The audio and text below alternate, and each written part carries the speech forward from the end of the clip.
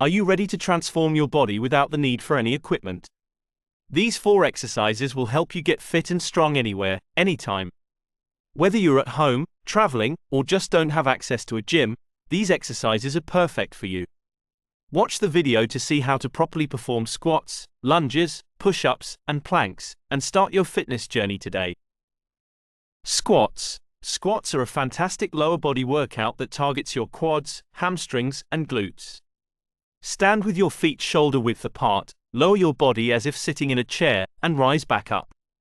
Keep your chest up and core engaged throughout the movement. Lunges. Lunges are excellent for building leg strength and improving balance. Step forward with one leg, lowering your hips until both knees are bent at a 90-degree angle. Push back up to the starting position and switch legs. Keep your torso upright and core tight. Push-ups.